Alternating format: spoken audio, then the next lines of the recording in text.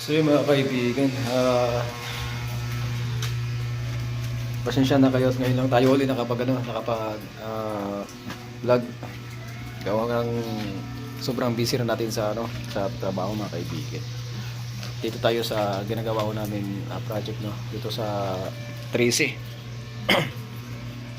So yun, sobrang sama ng panahon ngayon, lalong meron daw kaming tinatawag na LPA o low pressure dito sa Philippines mga kaibigan. So yun. At update muna tayo mga kaibigan. So transfer ko lang yung camera para makita niyo mga kaibigan. Ito yung update ng mga ginagawa namin ngayon, no. Pinagsabay ko na tong piping natin sa ito sa flooring, no. Wiring magmumula ron sa may metro mga kaibigan. Yan. At yung piping na pinagapang natin dun sa magmumula sa may catch basin mga kaibigan. Sama-sama na rin yung linya ng tubig. So yun. Yan. At paglagay na rin tayo ng puntos dito para matansya natin yung buhos natin na bubuhusan pag halimbawa na dito na tayo, kasi sa taas kasi mga kaibigan na ako doon, napapamasilya na o napapaprimer na kami ng pintura. Ito yung pinaka full box niya mga kaibigan. Yan. At dito sa taas kapansin natin, ito yung nakikita nyo nung una, no? Dito parte sa ground floor. Ito yung nakita nyo nung una, no? Yun, yung hindi pa to na buo o ma-flooringan. So bagaman ngayon settle na namin. At dito yung manhole, may manhole dyan nakalagay, 40 by 40 ayon sa nakasaad sa plano mga kaibigan. So yun, at yung mga outlet natin, yung mga nakahambalang na hindi pa natin natakman, so ngayon nagagamit na natin. Ito gumagana na yung natin, ceiling fan. Yun, nilagyan na natin ng wiring. Bali ito, hindi pa natin ito na dito na ikabit. Yan, hindi pa natin ikabit yan dahil may gumagawa pa rito. At ito yung lababo ko natin. At sa araw na ito, pinaulit natin tong mga naantala na trabaho. Gawa ng syempre nung mga nakarang araw, panay-ulan dito, kaya nawawash out yung papalitada natin doon sa likod. At dito sa harap napasok yung tubig, kaya binigyan tayo ng kahapon ng magandang panahon para ito ituloy, no. So ito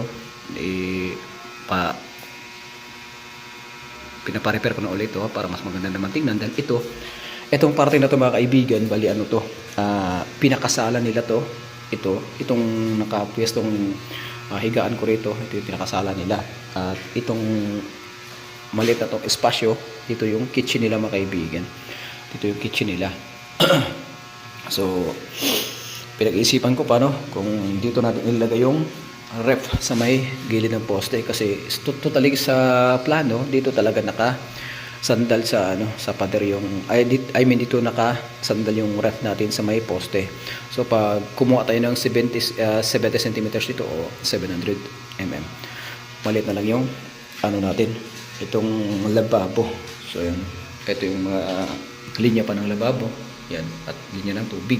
So mayroon pa sila ditong tinatawag nito na yung gas tube dito, kaya pag nilagay natin dyan sa may poste yung ref, at nilagay rin natin dito ang gas tube sa gilid ng poste na to, so maliit na masyado yung lababo. So yun mga kaibigan, tapos na yung piping natin. Pasensya na kayo, tatlo na yung tubong nakababa dito, gawa ng hindi natin pwedeng ipagsama-sama lahat ng tubo dito sa malaki. Yan, ito nagawa na natin ang paraan niya, na mailatagan natin to ng ilaw. So kagaya ng sinabi ko, renovation to mga kaibigan. Itong switches dati dito yung pinto dito, tinakpan natin sa pamamagitan ng hollow blocks, at dito natin ilalagay yung pinto ayon sa nakasaad sa plano mga kaibigan. So yun, at yung mga linya ng mga yan, mga tubig, wala na akong problema. Na-testing na natin ilang araw na. So yun, Nagpabutas na tayo para lagay nila ng mga sabon, shampoo, either etc. Whatever her purposes mga kaibigan. At dito na natin nililipat yung switches. Yan. At nakapagmasilya na tayo nito. Nakapagmasilya, nakapag-primer na ho tayo, no, mga kaibigan. Bali, kiskisin na lang natin yung mga latak ng mga semento dyan sa gilid kung tinamaan ng ano. Yan. At dibako tayo rito sa taas mga kaibigan. Dito yung mga katropa ko sa taas, no, kung saan. Ito, nakapag-partition na ho tayo. I mean, pasensya na kayo, no? Mga ilang araw na hindi tayo nakapag-vlog. Gawang ang gaya ng sinabi ko, busy po tayo sa ano natin, sa mga ginagawa natin. Bali, ito na mga kaibigan. Yan. Nakapag-partition na tayo at latag na tayo ng dalawang pinto rito, no? Bali, ako na nagka-symbol na itong dalawang pinto na yun. Yung door jump natin. Mga katropa ko nakahilata na, no. Ito si Kuya Charlie, siya yung gumagawa ng mga ano na to, mga drywall. Ito rin si parang Jomar, yung bagong katropa ko. Yan. Yan. Nakapag ano na rin kami nito, nakapag primer na rin, so papupunasan na natin uli yan mga kaibigan. At ito kanina nakapag primer na rin tayo. Gamit ito tong latex white natin, no? Para sa ano, para sa walling. So, may konti pa tayong ano rito, uulitin itong nasa labasan na tong terrace na to mga kaibigan. Pag gumanda yung panahon dito, ayusin na lang po natin ito, no? Para sa ganun giging maganda naman sa paningin ng ano ng kliyente natin. Yan. Ayusin din natin yung mga tinamaan ng mga ano, mga linya ng kuryente. So, yun. Hindi pa tayo makapaglagay ng CHB hollow block dito sa parting terrace na to, gawang ang hindi tayo pwedeng makipagsabayan sa ulan. Kawawa yung mga tropa. So yun, habang may mga ginagawa pa naman kami dito sa loob, no, sobra-sobra pa nga yung gypsum namin kasi gagamitin din namin ito sa baba, no, mga kaibigan. So limitado na talaga yung mga materials na in-order ko para hindi masyadong sobra-sobra. So yun. At yung gumamit ho nga pala kami ng ano, itong stud namin, oh. 2x3 lang yung pinaggamit ko dito. Kasi itong bearings kasi ng second floor na to mga kaibigan, mabigat na to kung halimbawa pinalagyan ho natin ng partition to na CHB 24. So manipis yung flooring nito, nasa ano lang, nasa 8 cm lang o 3 inches. So hindi na hindi na natin to pinalagyan ng CHB, no. Ako na nag-decision nito na i-ano natin to, i-drywall na lang natin to para sa ganun hindi mabigat yung bearing na to mga kaibigan. So yun. Kanina lang to ano, inilatag to ano, parang Charlie. Dito tayo sa CR mga kaibigan. So, patapos na rin to. Bali bukas mga kaibigan, tatapos na pala to.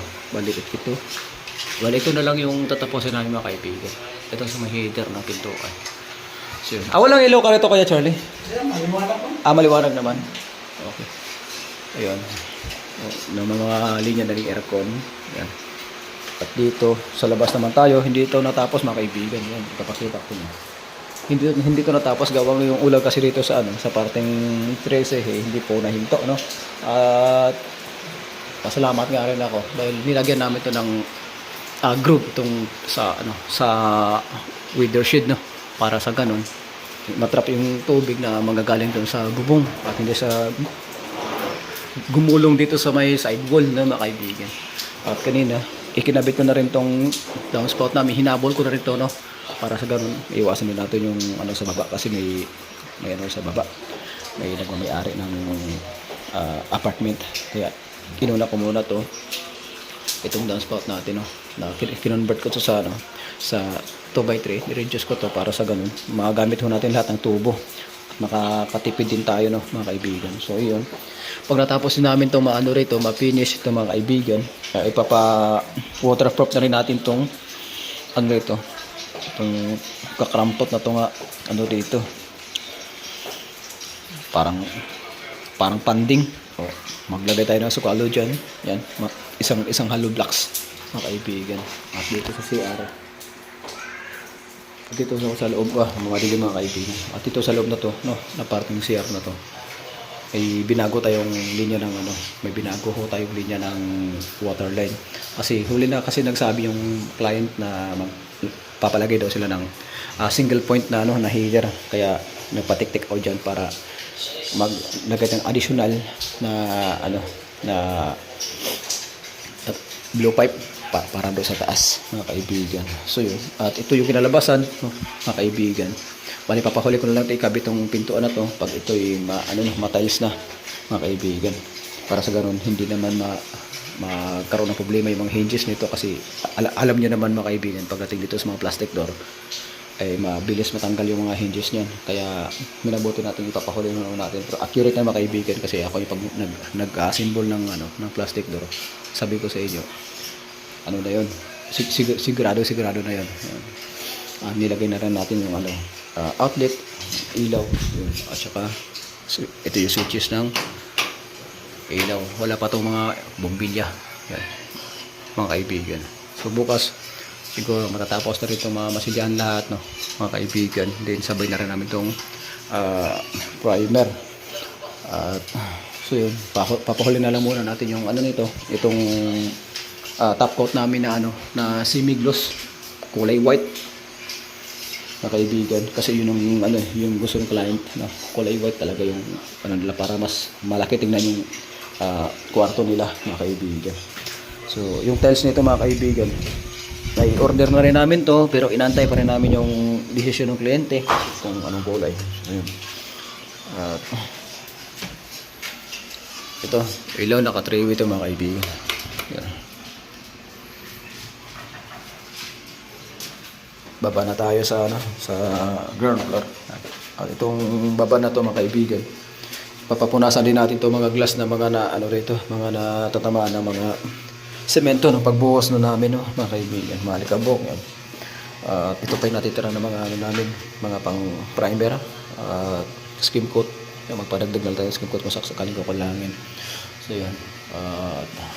Ginawa ko lang na ito ng paraan, ito mga ilaw na to mga kaibigan, para magkaroon to ng supply dito sa kabila, sa CR mga kaibigan. So yun, at yung update nito, itong nangyaring ilang araw na hindi ako nakapag-vlog mga kaibigan. So pasensya na kayo. At ngayon, nakikita nyo na, no, mga kaibigan, kung paano natin ito na-process ng maayos mga kaibigan. At ito pa yung pinakahuli nating gagawin, kasi naka-trigang kasi yung ano rito, yung ilaw, no. Kontrolado nito.